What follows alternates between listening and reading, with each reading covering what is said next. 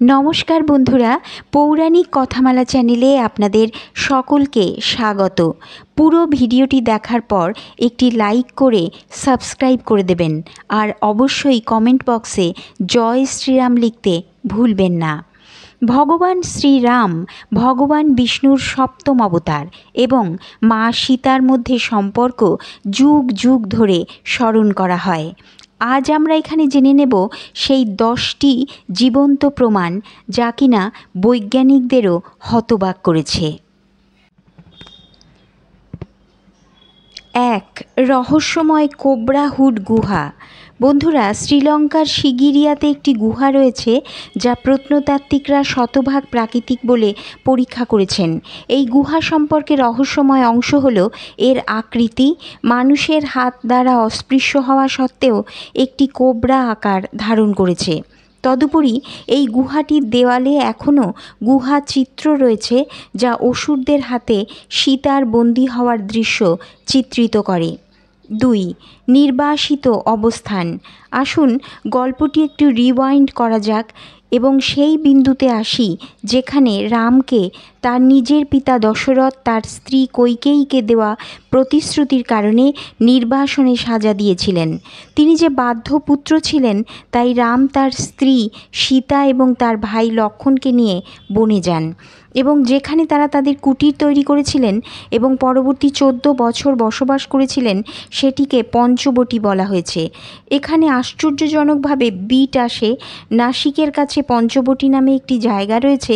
এটা প্রায়ই দাবি করা হয় যে এই পঞ্চবটী একই জায়গা যেখানে রাম, সীতা এবং লক্ষ্মণ রাজপ্রাসাদ থেকে নির্বাসিত হওয়ার পরে তাদের বাসস্থান হিসেবে তৈরি করেছিলেন।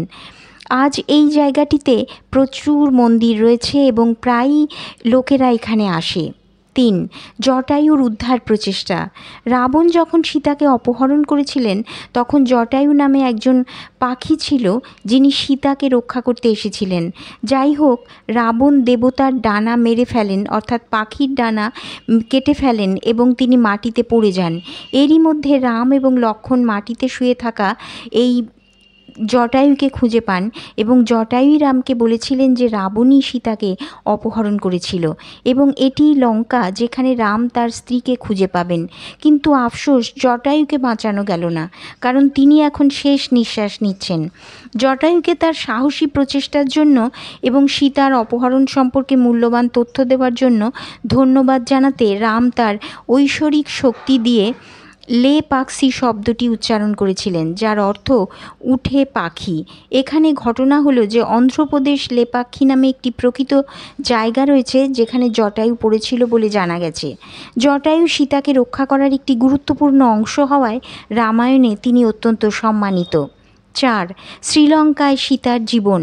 রাবণ যখন সীতাকে অপহরণ করে তার লঙ্কা রাজ্যে নিয়ে যায় তখন তিনি তাকে প্রথমে শ্রীলঙ্কার সীতাকতুয়া নামে একটি স্থানে নিয়ে গিয়েছিলেন বলে কথিত আছে। পৌরাণিক কাহিনী অনুসারে এখান থেকে রাবণ তাকে অশোক ভাটিকায় নিয়ে যান এবং অবাক বিস্ময় শ্রীলঙ্কায় একটি প্রকৃত অশোক বন আছে, যেখানে আপনি বিশ্বাস করবেন কিনা, যদি করেন তাহলে আপনাকে অবশ্যই শ্রীলঙ্কায় গিয়ে এটি পরীক্ষা করতে হবে। 5. ভগবান হনুমানের পায়ের ছাপ। রামায়ণের পৌরাণিক কাহিনী অনুসারে যখন রাম তার স্ত্রী সীতাকে উদ্ধার করার জন্য বানর বাহিনী মোতায়েন করেছিলেন, তিনি সীতার সঠিক অবস্থান খুঁজে বের করার জন্য তাদের মধ্যে সবচেয়ে শক্তিশালীকে বেছে নিয়েছিলেন, যার নাম ছিল হনুমান। রামের কাছ থেকে আশীর্বাদ পেয়ে বানর ভগবান সীতার সঠিক অবস্থান খুঁজে পেতে লঙ্কায় উড়ে যান। শক্তি এবং ঐশ্বরিক আশীর্বাদে পূর্ণ হনুমান তার রূপ পরিবর্তন করার বিশেষ ক্ষমতা দিয়েছিলেন, অর্থাৎ সে তার আকারকে একটি দৈত্যের মতো বা এমনকি গড় বানরের চেয়ে অত্যন্ত ছোট করতে পারতেন। এটি সমর্থন করার জন্য আজ অবধি অশোক বনের কাছে হনুমানের পদচিহ্ন রয়েছে বলে বলা হয়েছে। এই পায়ের ছাপগুলি আকারে ভিন্ন এবং বানর ঈশ্বর হনুমানের বিশেষ ক্ষমতার প্রতিফলন। ছয়, গাঢ় মাটি। রামায়ণের একটি অংশ বর্ণনা করে যে রাবণ যখন জানতে পারেন যে হনুমান সীতাকে মুক্ত করতে এসেছেন, তখন তিনি তাকে বন্দি করার চেষ্টা করে হনুমানের লেজে আগুন ধরিয়ে দেন। এই প্রক্রিয়ায় হনুমান রাবণের রাজ্যের একটি অংশ ছিল এমন দূরত্ব এবং স্থানগুলির উপর ঝাঁপ দিয়ে রাবণের রাজ্যে আগুন লাগিয়ে দেয়। আজও কিন্তু যেখানে একবার রাবণের প্রাসাদ ছিল বলে জানা গেছে, সেখানকার মাটি আশেপাশের এলাকার চেয়ে কিছুটা অন্ধকার। 7, গরম কূপ। রাবণ দ্বারা নির্মিত বলে বলা হয় উষ্ণ প্রস্রবণগুলি সুসদৃশ কাঠামো যা এখনও বিদ্যমান এবং শ্রীলঙ্কায় প্রাকৃতিকভাবে গরম জল সরবরাহের অবিচ্ছেদ্য অংশ। 8, 10 মাথা রাবণ যখনই আমরা পাঠ্য বা ভাস্কর্যে চিত্রিত করতে দেখি, তাকে 10টি মাথা দেখানো হয়। যদিও রাবণের 10টি মাথা রয়েছে এমন বিবৃতিটি অত্যন্ত অসম্ভব বলে মনে হতে পারে, তবে তিনি যে 10টি রাজ্য শাসন করেছিলেন তা খুব বেশি আকৃষ্ট বলে মনে হয় না। 10টি রাজ্য, 10টি মুকুট। সরল আরেকটি তত্ত্ব বলে যে রাবণ একজন মহান পণ্ডিত ছিলেন এবং তার 10টি মাথা 6টি শাস্ত্র এবং 4টি বেদের উপর তার দক্ষতার প্রতীক বলে চিহ্নিত করা হয়। একটি তত্ত্ব বলে যে রাবণের 10টি মাথা একজন মানুষের মধ্যে 10টি নেতিবাচক ইন্দ্রিয় বা আবেগকে চিত্রিত করে, যেমন কাম, ক্রোধ, লোভ, প্রলাপ, অহংকার, হিংসা, মন, বুদ্ধি, ইচ্ছা এবং অহং। 9, রাম সেতু।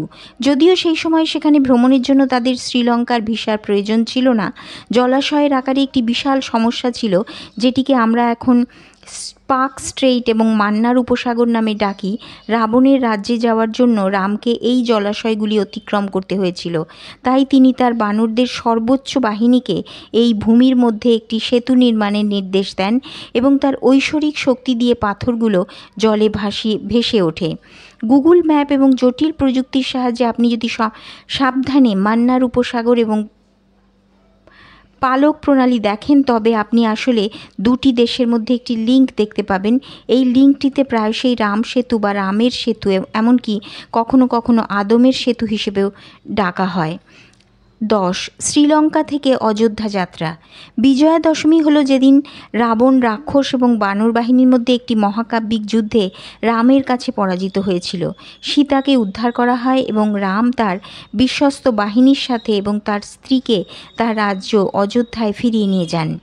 21 দিন পরে তিনি অযোধ্যায় ফিরে আসেন এবং তার ফিরে আসার কারণেই দীপাবলি আলো দিয়ে উদযাপন করা হয়, যেমনটি প্রথম অযোধ্যায় স্থানীয়রা করেছিল আলোর দ্বারা অন্ধকারের পরাজয় উদযাপন করার জন্য।